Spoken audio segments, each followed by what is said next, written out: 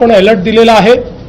विशेषतः ज्या ठिकाणी दरड कोसळू शकते असे एरियाज आपण वॅकेट केलेले आहेत।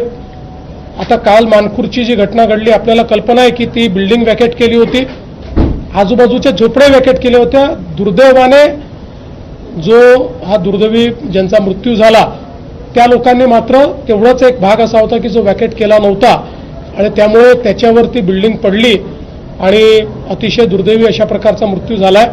पण अशा प्रकारच्या सगळ्या जे भाग आहेत त्या भागांमध्ये अलर्ट दिलेले आहेत, लोकांना तिथनं बाहेर काढणं चाललेलं आहे आणि या वाऱ्यामुळे ज्या संभावित अशा प्रकारच्या अडचणी येतील त्याचा देखील विचार केला आहे। जनतेलाही विनंती आहे की विशेषतः झाडं वगैरे, कारण ज्यावेळेस 70च्या स्पीडनी वेगाने त्या ठिकाणी वारा वाहील त्यावेळी वेगवेगळ्या संभावना आज ज्या आपण अपेक्षित केल्या नाहीत त्या देखील होण्याची शक्यता आहे।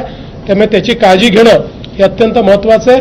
खरं म्हणजे जो काही महिन्याभराचा ॲव्हरेज असतं त्या ॲव्हरेज एवढा पाऊस केवळ 4 दिवसात मुंबईमध्ये पडलेला आहे। त्यामुळे मोठ्या प्रमाणात आपल्याला ही हानी जी आहे ती हानी होताना या ठिकाणी दिसते। यासोबत सगळ्यात महत्त्वाचा जो अलर्ट आहे तो उद्याचा